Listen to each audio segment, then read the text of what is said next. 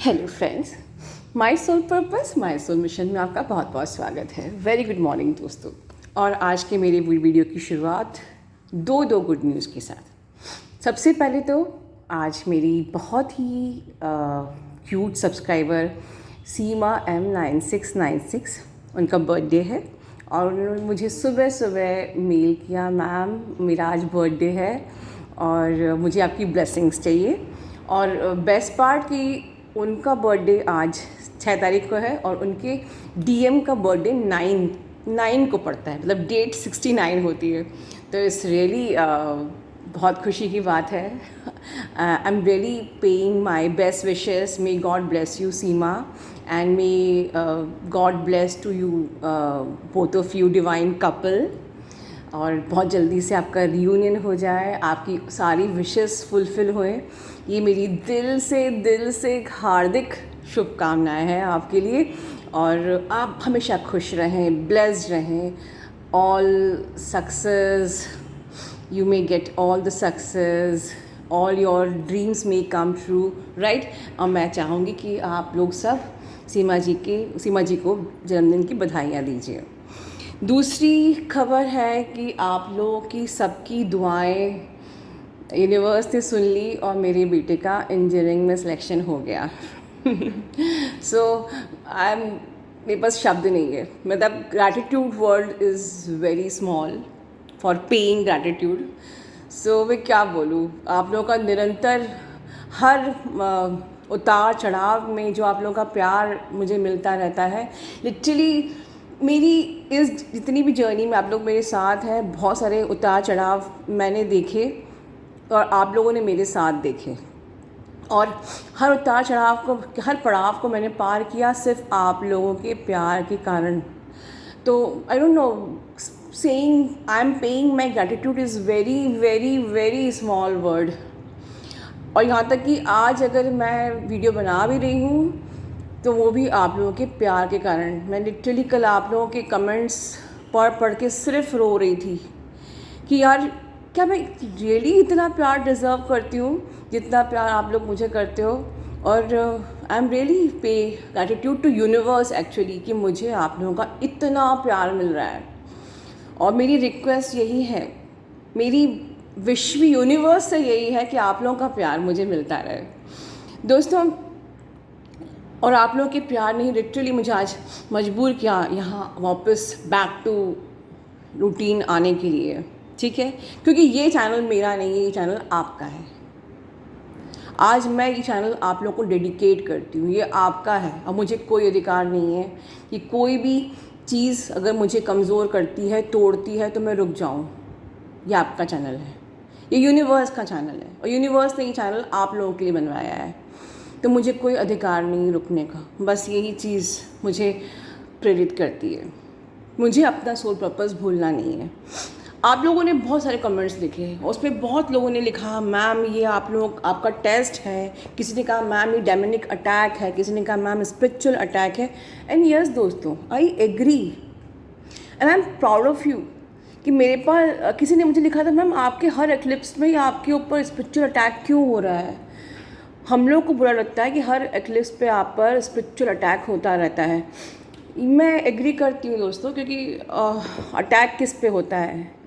जो इंसान सच की राह में चलता है, जो सच्चा होता है, जो ऑनेस्ट होता है, उसी को ही लोग डेमन्स रोकते हैं उसका सोल पर्पस पूरा होने से। तो ये अपने आप में मुझे प्रूव करता है कि मेरे इंटेंशंस मेरे सब्सक्राइबर्स, मेरी सोल फैमिली के लिए बहुत ज़्यादा प्योर है, इसलिए मुझ पर इतने अटैक्स हो रहे हैं, राइट। लेकिन मुझे अब डर भी नहीं है, बिकॉज मेरी सोल फैमिली का प्यार और मेरी यूनिवर्स का आशीर्वाद मेरे सिर पे है, ठीक है। लेकिन हाँ, मैं एक चीज़, and I am really feeling proud for all of you, आप सब पे मुझे गर्व है कि हर उतार चढ़ाव में आप लोग मेरे साथ रहते हो दोस्तों। एक बात मैं कहना चाहूँगी कि जब भी कुछ स्पिरिचुअल अटैक होता है, जैसे भी हम पे अटैक होते हैं, कुछ भी को हमको वुंड तो लगता ही है ना, मतलब हमको हर्ट तो होता ही है, वुंड तो होता ही है।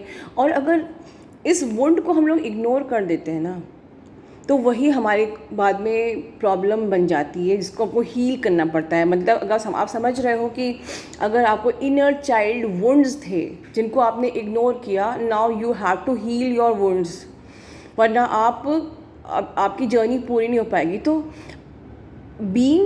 आप अपनी सारी इनर चाइल्ड हीलिंग कर चुके हो, सब कुछ सारे वुंड्स हील करते हो, जानते हो, बट फिर भी जो अटैक्स बीच बीच में आके आपको वुंड्स देते हैं, उनकी भी हमें साथ में हीलिंग करते जाना चाहिए। ये चीज़ एक नया लेसन हम लोगों को मिला है, ठीक है। क्योंकि बार बार इस प्रकार से स्पिरिचुअल अटैक्स हमारे ऊपर होते रहेंगे तो एक प्रकार से हमारा भी ये वुंड हमारे सोल पे हो रहा है, ठीक है। तो जैसे कि मैंने फील किया ये वुंड, मैंने सवेरे मेडिटेशन में सबको फॉरगिव कर दिया। फॉरगिव करिए और अपनी लाइफ में आगे बढ़ जाइए कि भाई फॉरगिव करने से आपका मेरा कनेक्शन कट हो गया।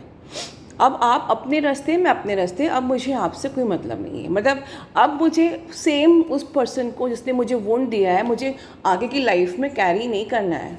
तो हम लोग को फॉरगिव इसलिए भी कर देना चाहिए कि भाई ठीक है, you give me the wound, let me forgive you, so that अब आप आगे मेरा आपसे सामना ना हो, not even our next life, ठीक है।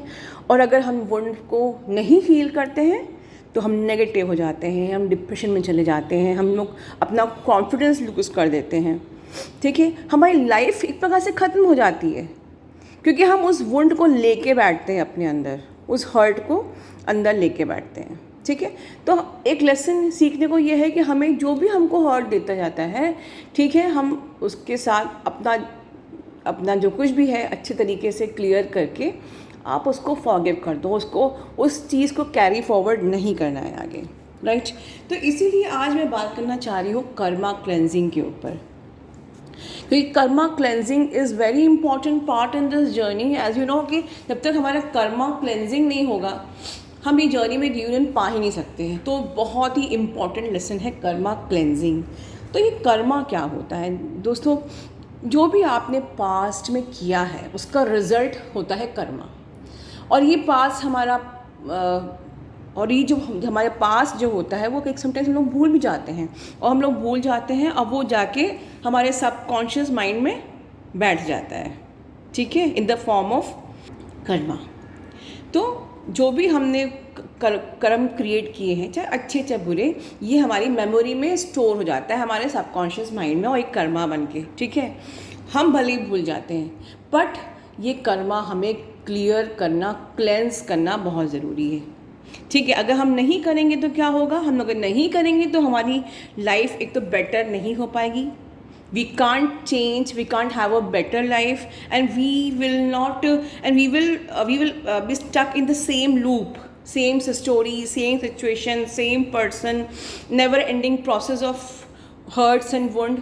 वही सिचुएशंस आपकी लाइफ में बार बार आती जाएंगी अगर आप कर्मा क्लियर नहीं करेंगे। तो कर्मा क्लियर करना बहुत ज़रूरी है, otherwise you will be stuck in the same garbage, ठीक है, same situation, same person, like same story, और जो आप हमारी लाइफ में होती ही है, ठीक है। तो we have to clean this garbage, literally we have to clean our karmas. Karma cleansing बहुत ज़रूरी है। अब ये जो कर्मा क्लेंज होते हैं ये कई प्रकार के होते हैं। ये हमारे पास्ट लाइफ कर्मास होते हैं, ये हमारे इनर चाइल्ड कर्मास होते हैं, ये हमारे जेनेटिक कर्मास होते हैं, और हमारे सोल लेवल के कर्मास होते हैं। पास्ट लाइफ जो आपने पिछले जन्म में जो भी कर्मा क्रिएट किए, ठीक है, वो भी हमको चुकाने होते हैं। इनर चाइल्ड, आपने इनर चाइल्ड में आपने जो भी कर्मा क्रिएट किए और वुंड्स आपको मिले, सब क्लियर आपको करना ज़रूरी है।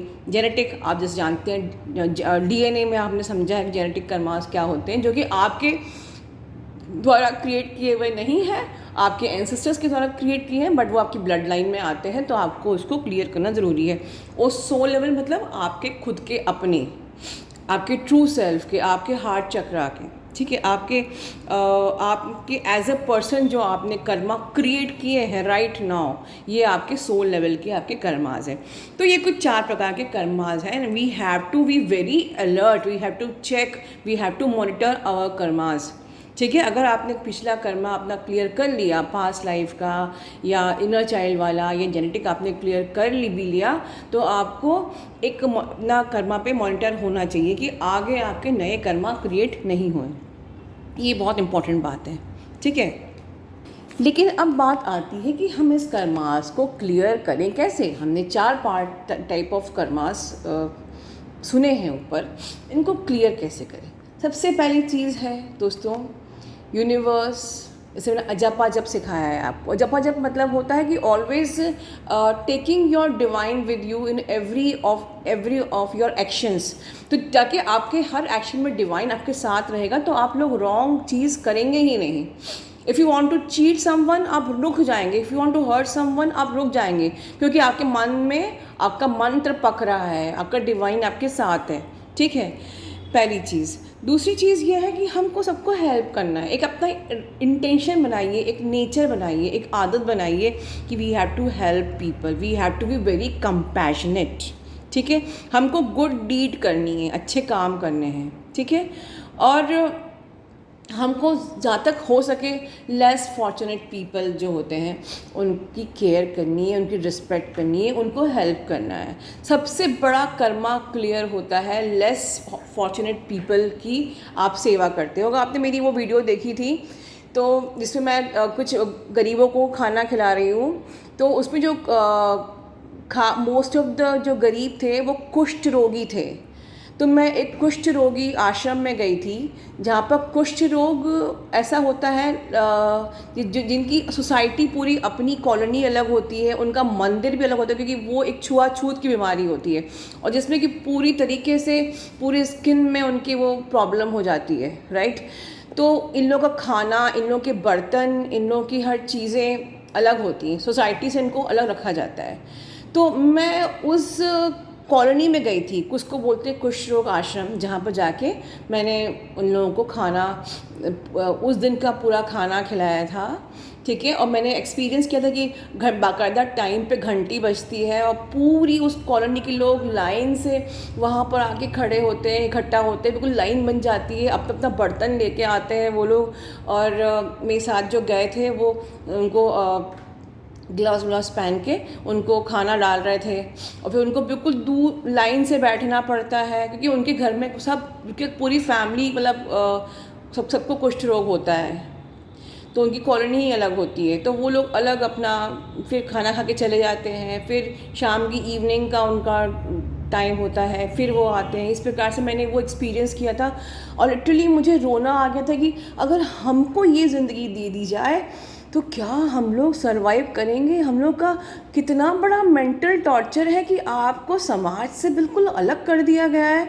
आपकी अपनी कॉलोनी है और सब आपके जैसे कुष्ठ रोगी, और आप लोग आपको अधिकार नहीं है घूमने फिरने का, लाइफ की हर चीज़ को जीने का। आज लोग मैकडोनल्ड और पिज़्ज़ा हट और कहाँ कहाँ जाते हैं घूमने, एंजॉय करते हैं, लाइक फॉरेन कंट्रीज़ जा रहे हैं, घूम रहे हैं। इन लोगों की ज़िंदगी क्या है? इन लोगों को पूरी ज़िंदगी भर उसी आश्रम में रहना है, 2 टाइम घंटी बजती है, आके अपना बर्तन लेके खाना खाना है, और फिर बर्तन लेके जाना है, फिर शाम को आना है। बस इसी प्रकार से उन लोगों को एक दिन मर जाना है। तो सबसे ज़्यादा कर्मा क्लियरेंस आपका तभी होता है जब आप इस तरीके के लोगों के साथ ज़िंदगी उन लोगों की सपोर्ट करते हैं, ठीक है। Then you have to learn forgiveness आपके आज की लाइफ में, ठीक है। पास्ट कर्मा आपको याद नहीं है, इनर चाइल्ड आपको याद नहीं है, पर आज की लाइफ में आपके सामने जैसे भी लोग आ रहे हैं जो आपको हर्ट कर रहे हैं, ठीक है, आपको वुंड दे रहे हैं, आपको उनको फॉरगिव करते जाना है, ठीक है, बिल्कुल फॉरगिव करते जाना है। और हमें ट्रिगर भी नहीं होना है। मैंने ट्रिगर पे कल भी बोला था कि हमको अपने कर्मा पे चेक रखना है। आपको कोई हर्ट कर रहा है, कोई आपको अक्सर बदमाशी कर रहा है, कोई आपको, ठीक है, आपको ट्रिगर कर रहा है, तो उस ट्रिगर में आपको जवाब देना है, बट बहुत ही इंटेलिजेंटली, मैच्योर्डली, जिसमें आपके कर्मा ख़राब ना होए, राइट। तो ट्रिगर अगर आप जब भी होते हो, क्योंकि टेस्ट तो आपके होंगे फॉर श्योर, आप कितनी भी जर्नी में मेहनत करो, जर्नी के बाद भी टेस्ट होंगे। आप देखिए मेरे भी टेस्ट होते हैं, पर हमको ट्रिगर नहीं होना है, हमको मैच्योरली, हमको इंटेलिजेंटली बिहेव करना है, ठीक है। हमको सोल लगना चाहिए कि वी आर डिवाइन सोल्स, ठीक है।